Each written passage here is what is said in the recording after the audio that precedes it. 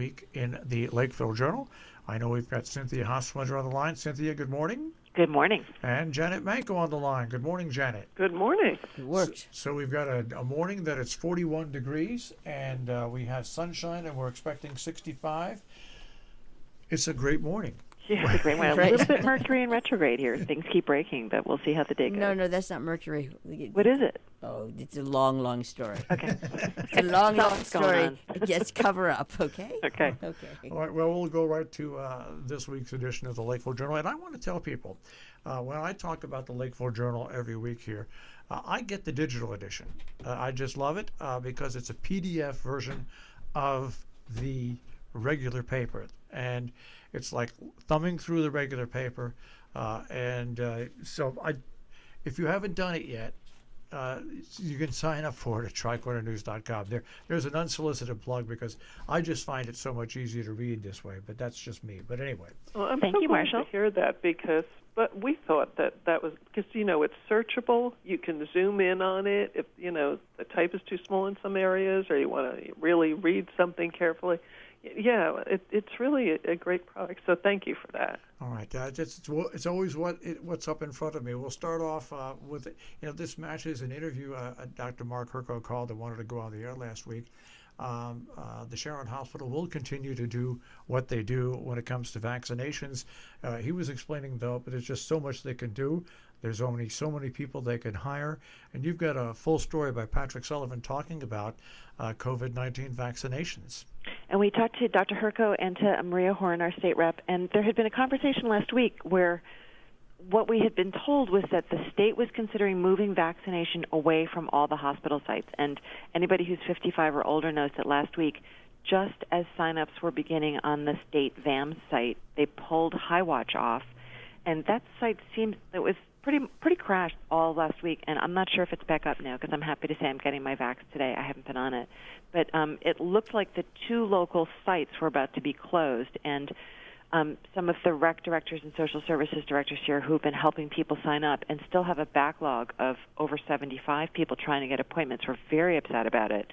And we're in conversation with the hospital and with Maria trying to figure out whether there could be a way for the hospital to continue to give vaxes. So for now, Sharon Hospital is continuing to fulfill its obligation to people who had their first vax and is giving them their second vax. And as far as I can tell, Highwatch is back in Kent giving the vaccines. What I understand was they had been closed down because at the end of the day when they had extra serum, they're not supposed to call people and say to them, we have extra serum, you can come get your shot. They have to tell people they're allowed to call them and check in, because I guess there's a danger of people setting aside vaccine and calling their friends and family. So they were hit with a violation for that, but I believe they're back on. And as our rec directors were saying, for older people, it's a challenge to get even to Kent and Sharon to get their shots, but for them to have to go to Torrington, Waterbury, Danbury is even harder. But that leads, of course, to our other story on the front page by Deborah Alexinas about the super heroic work that they're doing over at Gear Dial-A-Ride, which is a service that's very valuable to so many of our elders. Boy, would we love to have an Uber service up here because there are so many older people who can't quite get to their doctor appointments. But Gear is doing a great job of trying to coordinate shots for people, get them their appointments made, as they have been doing in recent years of coordinating doctor visits for them. And I know about Kent. Right now, all Kent is doing is following up on second shots. I have mine coming up, I think, on March 23rd or something like that at Kent. But what Gear does, and I want to mention this as well, every year when Gear goes looking for help, financial help from the towns for their program, towns, this is the reason why it's important. Okay? Yeah. When you have things like this and you have something that's in place that can transport people at a very inexpensive or no cost at all that needs something. This is why it's worth whatever the $5,000 or $10,000 you're asked to contribute. This is why it's worth it. It's right there in front of us. Absolutely. And as Marshall said, budget season is coming up, and every year there's a conversation in the towns about, can we afford this extra? I think they increased it a lot a couple years ago, but really this is a major important service in our region. And it's in place. It's in place. So when something like this happens, you don't have to set it up. There's no time. All right, we'll go into something nice before we go on to another COVID story, and that is, I watched Major League Baseball this weekend for the first time and loved it, it's so nice to see the picture of the fishermen out there and a surprise early opening to fishing season again. And, of course, fishing in the Housatonic River in the trout management areas does not require the season to be open. And I've seen that guy out. He must just have a super high tolerance for the cold because it's still very cold. But so last year, as a response to the COVID quarantine, Governor Lamont had very quietly opened fishing season early. And as we know here in Lakeville, it's a big tradition for people to show up at Lakeville Lake. There often are lines that go out about a half mile from the entrance to the lake. And what they're trying to do is avoid people going out in, their multi-generation family pods in one boat and crowding around. And, of course, everybody has to be checked in. It's a lot of exposure. So rather than have a big celebratory opening day, he opened it, I think, 2 weeks early last year. But this is a full month early. And it was just, I always say, people keep saying, like, oh, it's getting to be spring, the days are longer. But it's not. This is really the beginning of winter. We have a good solid 3 months to go. And often the big question on the first day of fishing is, will there be snow on the ground? So a day or so after he made this announcement that fishing season is open, to the delight of many fishermen, all the lakes solidly froze over again, and there was ice fishing again. So a very interesting confluence events, and you will see below the photo of the hockey team that's been out. Very unusual to have cold enough weather in winter for there to be solid, consistent ice at our iced-over parks. But Trotta Field in Salisbury has had solid enough ice that the Hoosier team has been able to work out there on Sundays. I saw that picture, and I went back to my years at the high school. My brother, Mark, in 1969, there was a Hoosier hockey team. They built their own rink in the field behind, and they were able to play on it on a hockey season. That's how much the climate has changed around here. Right, and Ian Ingersoll in Cornwall had built a rink down by the West Cornwall Firehouse, I believe. It's good to see it. All right, now the story, which is Guest Insight, and this goes through everybody's mind. Which COVID-19 vaccine should I get? This is such an important story, and we were so lucky that Dr. Shepard, who's an epidemiologist and infectious disease specialist, who had been, in an important government post in India. He's a British guy, and is now living in Sharon. He's got the hops farm in Sharon. And sent this in, and it's a very interesting look at a question that's come up in the last week a lot. I'm getting the Johnson & Johnson shot today, which is a one shot. I'm super excited and happy to be getting it. And a lot of people who I know, who I actually had recommended, there's a phone number somebody gave me that worked really well, and I got right through. I'd say half of the people that I know who went to that phone number, got their shot appointments, ended up canceling it and continued to vaccine shop and try to get the Moderna or the Pfizer. And so this very smart doctor, who's a professor at Yale New Haven now, goes through why you should not vaccine shop. You should take whatever vaccine you can get as soon as you can get it. It's better for you. It's better for the community. It's better for the larger herd immunity. And he goes over some of the test results and explains why you can't really go by the numbers that are being poked up on national media saying, like, oh, this is 95% effective, but this one's only 72% effective. It's apples to apples. It's a different kind of shot. It was tested against different kinds of variants in different groups of people. The Johnson & Johnson and the newer shots have had a longer testing period than the first two shots. So fantastic. Whatever shot you can get, if you can get the Moderna, the Pfizer, that's great. But don't turn your nose up at the Johnson & Johnson if you can get it, is the bottom line in his. All right. And the last story on the front page, and this is a national story, as a matter of fact, monuments and our view of history. Right. David Anselm, very interesting guy, and he and his partner have Darn Studio down in Roxbury, and they're a fairly social justice, progressive art duo and do a lot of social commentary in their work. And I was surprised to learn that he's also a historic preservation officer for the state, which is, based on the story here, there's a conflict there. And so we knew it would be interesting when it was announced that the Litchfield League of Women Voters was going to sponsor a talk by him where he's talking about monuments and whether monuments should be pulled down, because in a way that's what their art is about breaking down unhealthy patterns in society. So not unexpectedly, he gives a very balanced view of whether or not monuments should be taken down and in what fashion they should be taken down. A really interesting story by Deborah Alexinas. I want to go to page A3, and once again, it's another story by Patrick Sullivan. And I like the headline because it says a lot in the headline: new learning style and budget plans for area schools. Right, and so all of our schools have new challenges as we were talking, I think, last week of all the towns have new challenges in terms of things like the transfer station, where all of a sudden there's a lot of need for things that there wasn't a need for. So this year we have coming up need for a new social services director in the region, and so that's a big additional expense. People should pay attention. The budgets are coming up. This year you can actually watch public hearings on Zoom. I would say in general, like, what do you think? Maybe 6 people show up for budget hearings in a normal year, but we'll hope that a lot of people turn out, not just to question, but also to support the hard work that's being done. And it's always better if you know early on what the thinking is and ask your questions at the public hearing rather than just vote no at the town meeting. But also the change in the way that the cohorts are being staggered at Houstonic Valley Regional High School, different ways that the students are coming in, looking at as they're watching how students are studying and learning, they're adapting, which is wonderful. Yeah, and no, you're right. It used to take a crisis over budget or personalities to get people to show up at meetings, and now all you have to do is click on a link. You can join it live, or once again, if you miss it, you can watch it on video. But it's much easier to join those meetings now. Yeah. Once again, you've got the story on this page about the challenges of signing up for vaccination appointments. And you know what? It affects people of all ages. It's just one of the things that we have to get through.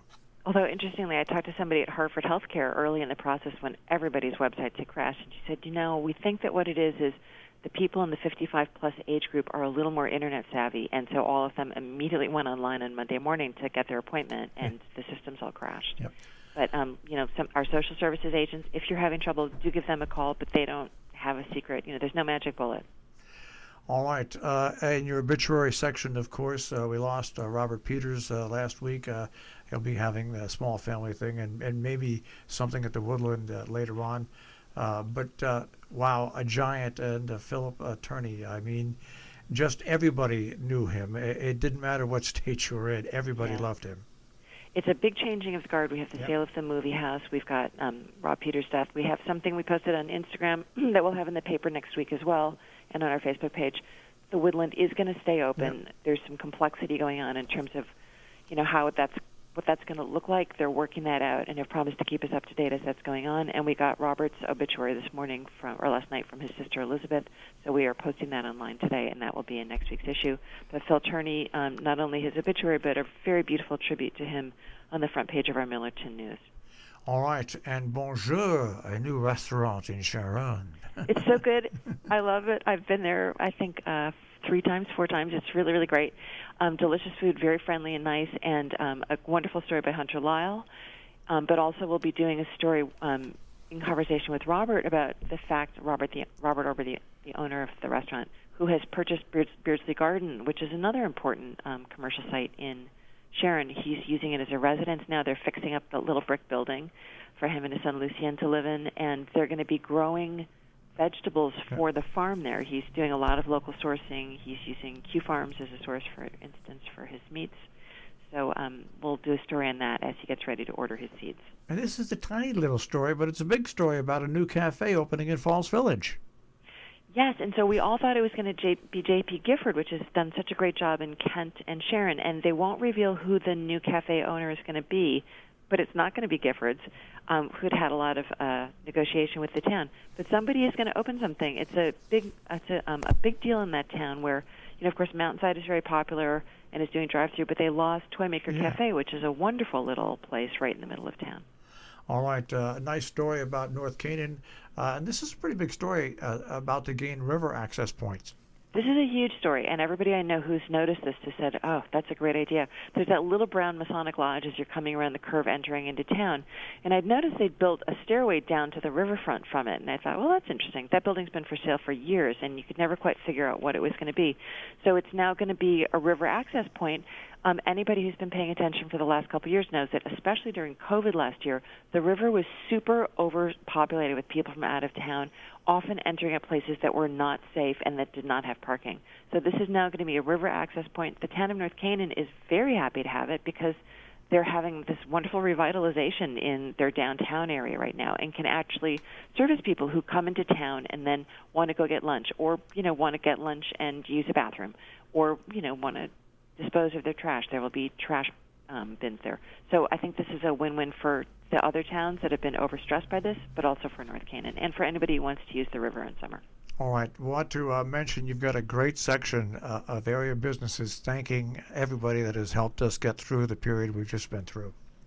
Right. This time last year, actually today is the first anniversary of the day that the CDC declared COVID-19 a pandemic. And so we did this last year around this time, too, and do give a look at all the businesses who are so grateful to all our first responders, healthcare workers, delivery people, essential personnel, teachers, parents and children, everybody. And we have to move through because we only have about 6 minutes left, and we've got a lot of letters that are in the journal again. And your editorial, these changes will have lasting effects. Right. We're talking about, of course, the pandemic, and specifically this week about what it's meant to teachers, students, and parents, families. And it's just been such a challenge, though I've got to say we feel that Region 1 administrators, especially Superintendent Lisa Carter, deserve our thanks for being so open and transparent with the community throughout. And we talk some about what their approach has been and how it's gone. And your letters once again range on national and local topics, and once again people must be really sitting at home and bringing it up because I can't remember seeing this many letters on this many different items this many weeks in a row. Right. It's been pretty consistent. Yeah. We didn't have to go, we didn't have to go to 2 pages of letters this week, but that front page is really full. And don't miss Lynn Curtis's. It's an interesting take on a sign in Canaan that she feels is inappropriate, and discussed this with the person who put it up, so she's talking about that. And we have 2 people who were mentioned in Daily Reveille's column last week taking issue with her take on what they said, and the Board of Selectmen of Salisbury thanking Michael Clements for his service and all town volunteers. All right, now you've got Peter Steiner's cartoon, Yo, Dr. Seuss, and what's so good about that cartoon is the way that this story has been manipulated. Nobody told Dr. Seuss, the company that owns it, what they had to do. This was a company decision they did themselves. No stockholders came forward or anything like that. They looked at their collection and they figured, you know what, in today's society, we might as well just take these 6 books off. Right, yeah. It was the Seuss Foundation who did it themselves and just made the announcement. And it's incredible how the right-wing media has taken that and just run with it beyond belief. So, Peter's take is bound to make you smile. All right, I want to move on. I interviewed the super duo of the Sharon Playhouse last week, and you've got a great story in Compass about the 10-minute plays. They've just got a lot of stuff on their plate. Those guys are incredible, and we're so lucky to have them. They really treat Sharon Playhouse as though they own it and have their own flesh and blood in it, and we're so fortunate for that. And they're just constantly thinking about ways to make the Playhouse relevant to us, entertaining to us, and to serve the theater community and the audience community. And so they're doing a festival of 10-minute plays, different age groups. They're inviting people to send in their short plays, which will be, I believe, performed. So details on that. And then somebody had emailed us and asked us to do more stories on streaming options. I hope that's not my card that's beeping out there. Streaming options, but also movies. And so we had Ed Furman last week recommending Let Them All Talk with Meryl Streep and with Dan Allgrant from Cornwall, who is, apologies to Dave, who keeps reminding me, but he's either the nephew or the grandson of Rose Allgrant of the famous art show, but it's great. So this week we have a completely different take on streaming, which is Bruce Paddock talking about science fiction and the humor of the big fat quiz of the year and the decade, and another quiz show called QI, a show called The Expanse, which I'd never heard of, but he says if you're a science fiction fan, you've heard of it. It's the best SF show on television ever, but also a good one that I had heard of called Dark. And we have Patrick Sullivan's streaming recommendations next week on British mysteries, and after that, he'll do one on American mysteries.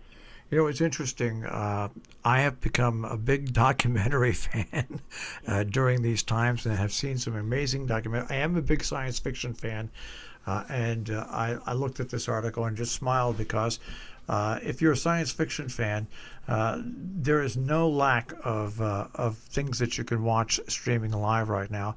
But the good news is also that we will have sooner or later, because it's under reconstruction now, the movie house in Millerton back with an elevator and with taking it to the next level. I mean, we talk about streaming all the time. And basically, the movie house now, with what they offer with operas and entertainment and everything like that, you want to talk about streaming, except it's on a big screen like it should be, and a great sound system. So pretty soon, we're going to be back to entertainment normal in our area. We're going to have to do seminars on how to watch a movie with other people in the room who are not related to you. You know, people always, when I used to go to the movie theater, and especially a comedy, what I would find funny, I would laugh out loud, and nobody else in the theater would be laughing. Because people are so used to being able to chat and make little jokes of their own, and that's got to stop. People sitting with me used to say, "Stop that!" I said, "I can't help it. I find it funny. I have to laugh." So maybe it will be a welcome diversion. I know a lot of people who have, by the way, it's like they're going out looking. Sounds like a zombie situation. They're looking for real flesh. They want to. So. All right. Well, these stories and many, many more in the Lakeville Journal and Millerton News, might I say, available online, tricornernews.com. It's the way I read it every week. It's just my favorite way of reading it.